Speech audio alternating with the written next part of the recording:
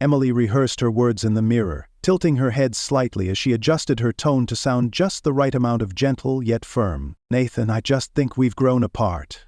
I hope we can still be friends." The words rolled off her tongue like a well-rehearsed monologue, the slight furrow in her brow smoothed as she nodded at herself, satisfied. She had perfected the script, down to the subtle sigh at the end. A soft exhale designed to make it seem as if the decision pained her, even if it didn't. She had planned everything: the setting, the timing, the emotional pacing of the conversation. She knew Nathan would try to mask his reaction, he always did, but she was ready for that too. She had envisioned the moment countless times, imagined the flicker of hurt in his eyes when she delivered the news. But it wouldn't be cruel, she told herself. She was giving him closure, controlling the narrative, ensuring a smooth and amicable breakup. Everything was under control, or so she thought. The night before she was set to deliver her carefully crafted speech, Emily arrived home late from work, expecting to find Nathan in his usual spot on the couch, scrolling mindlessly through his phone or reading one of his business journals. Instead, she was met with silence. A strange stillness filled the apartment, an absence that she couldn't quite place at first. She set her purse down on the kitchen counter and called out, "Nathan?" No response. She frowned. The air felt off, too still, too empty. She wandered into the bedroom, expecting to see him lying in bed, earbuds in, detached as always. But there was nothing, no Nathan, and then, slowly the realization crept in. The closet door stood slightly ajar, revealing a noticeable gap where his neatly pressed shirts used to hang. The dresser drawers, his side, were empty. She yanked them open, her breath hitching. Nothing. Her chest tightened as she moved through the apartment, taking inventory of the absence.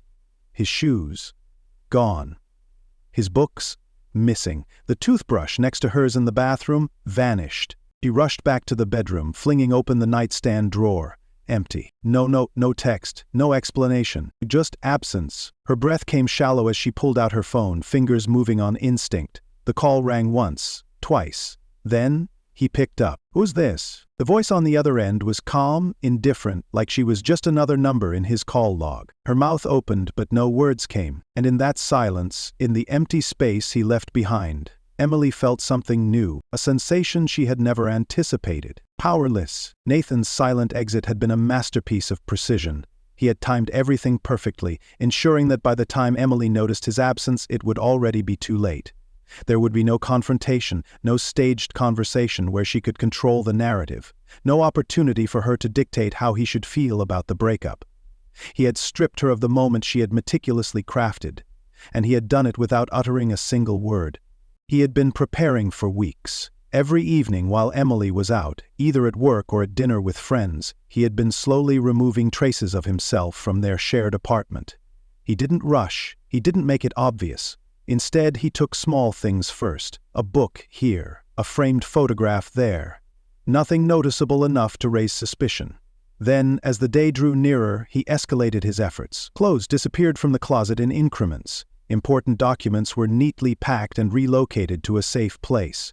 The last to go were the essentials: his laptop, the watch she had once gifted him, and the leather duffel bag that now carried the remnants of his life with her. The night before Emily's planned breakup speech, Nathan executed his final move. He had waited until she was out, then methodically gathered the last of his belongings, leaving the apartment in pristine, almost eerie emptiness. There was no note, no final goodbye, no dramatic gesture to mark his departure. The silence of his absence would be loud enough. Meanwhile, Emily remained oblivious. She had been so absorbed in her own carefully structured plan that she had failed to notice the quiet dismantling of their life together. To her, Nathan had been as predictable as ever, calm, composed, and seemingly unaware of what was about to happen. She had mistaken his quiet nature for passivity, believing that he would react exactly as she had imagined. But Nathan had never been clueless. He had simply been waiting for the right moment to act. The moment of realization hit Emily like a slow-moving wave, its force intensifying with each passing second.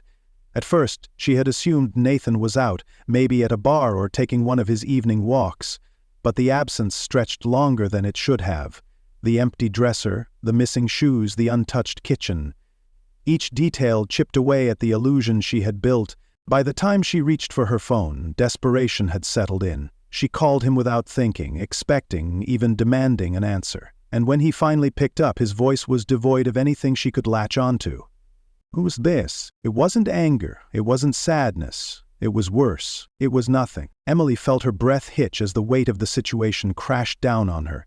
She had spent so much time planning how to break up with Nathan, ensuring that she would be the one to walk away with her dignity intact. But now, standing in the hollow remains of what was once their shared space, she realized with chilling clarity he had beaten her to it. Nathan had not just left. He had erased her from his life before she even had the chance to deliver her grand exit. And for the first time in as long as she could remember, Emily Hayes had no idea what to do next. Emily stared at the empty apartment, her mind scrambling to process what had just happened. This was supposed to be her moment. She had spent weeks, maybe months, preparing for it, rehearsing her words, crafting the perfect tone, making sure she controlled every step of the breakup. But Nathan had robbed her of that. He had flipped the script before she even had a chance to deliver her opening line. Her hands tightened around her phone as she stared at the screen, her call history mocking her, the last dialed number. Nathan Cole. The only response she had received was his voice, flat and indifferent. Who's this? Not Emily, not even what do you want, just a stranger's dismissal, as if the past few years had been nothing more than a blank space in his memory. She dropped onto the couch, her couch now, apparently, feeling the weight of it all settle onto her shoulders. The silence of the apartment, once a comforting background to their cohabitation, now felt deafening. It wasn't just that he was gone, it was that he had made sure to disappear completely, as if she had never mattered. And that, more than anything, was what sent the first real pang of panic through her. Emily was used to being in control. She was the one who always dictated how things ended. Whether it was relationships, friendships, or even job transitions, she had a knack for leaving on her own terms. Graceful, composed, with the upper hand firmly in her grasp. She had perfected the art of moving on while making sure others still felt tethered to her, lingering just enough to remind them of what they had lost. But this was uncharted territory. She stood up abruptly, pacing the apartment as her mind raced. Maybe he had left in anger, maybe he was waiting for her to call again, to demand an explanation, to try and piece together what had happened. Yes, that had to be it. But then, as she moved through the space, her eyes fell on the little things. The spaces where his books had been, the missing dent in the couch where he used to sit, the bathroom counter now eerily uncluttered without his things. This wasn't a spur-of-the-moment decision. Nathan had planned this. Just like she had planned to leave him, her breath hitched. She had thought he would react the way men always did, confused, a little wounded, maybe even bargaining for another chance. She had expected a conversation, an emotional resolution that would leave her feeling satisfied. Instead, he had stripped her of that satisfaction entirely, and that was when the realization truly struck her. Nathan hadn't just left, he had won. Emily sank back down onto the couch, staring at nothing. For the first time in her life, she was the one left behind. And for the first time, she had no idea how to take back control. Emily's fingers hovered over her phone screen, her mind tangled in a war between pride and desperation. She wanted to call him again, to demand an answer, to ask him how he could just leave like that without a word. But she hesitated. She had already heard his response once. Flat, indifferent, detached. Who's this? That single phrase echoed in her mind like a slap. It wasn't just that he had left. It wasn't just that he had walked away before she could do it first. It was the way he had erased her so effortlessly, like she had never been significant at all. Her stomach churned as she scrolled through her past messages with him, trying to find any clue she might have missed. There were no recent fights, no cold silences leading up to this. If anything, Nathan had been his usual self, calm, steady, unreadable.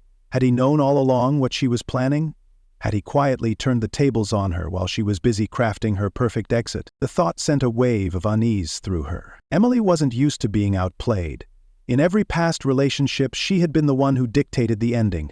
She had always left on her terms, ensuring that her partners felt a lingering sense of loss while she walked away untethered. It was never about cruelty, just control. The ability to close a chapter when she decided it was time, the satisfaction of knowing they would think of her long after she had moved on. But Nathan had denied her that. He hadn't argued, he hadn't begged, he hadn't even flinched. He had simply left. No fight, no closure, no power struggle. And that was the worst part. She stood abruptly, pacing across the apartment, her frustration bubbling over. He wasn't supposed to be this unaffected. He was supposed to care, to ask why, to at least acknowledge that their relationship had meant something. Instead, he had discarded it. Discarded her, like she was nothing more than a minor inconvenience. Her eyes landed on the dining table, where she had planned to sit him down for the talk. The scene she had imagined so vividly was now laughably irrelevant. The carefully prepared speech? Useless. The soft expression she had rehearsed in the mirror? Wasted. She grabbed her phone again, her fingers tightening around it. She could text him. She could say something sharp, something cutting, something that would force a reaction out of him. But deep down, she already knew. Nathan wasn't going to respond. Nathan had closed the door on her before she even realized it was open. Emily sank into a chair, the weight of the realization pressing down on her. For the first time in her life, she was the one waiting for a call that would never come, and that was a feeling she had never prepared for. Emily sat in the empty apartment, the weight of her own defeat pressing down on her. The silence around her was oppressive, not the kind that brought peace, but the kind that suffocated. Every inch of the space felt hollow now, stripped of the presence she had taken for granted. She had always imagined that when their relationship ended, she would be the one walking away. She had pictured herself leaving with quiet grace, maybe even turning back with a small, bittersweet smile as Nathan sat there, absorbing the loss. In her mind, he would hesitate, maybe even reach for her hand at the last second, only for her to slip away. But reality had been cruelly different. He had not hesitated, he had not reached for her. Nathan had simply left. And worse, he had left first. Her phone sat on the table, the screen dark, an unbearable reminder of his final words. Who's this? The casual detachment of it twisted in her gut. He wasn't just ignoring her. He had erased her. The finality of it was sinking in now.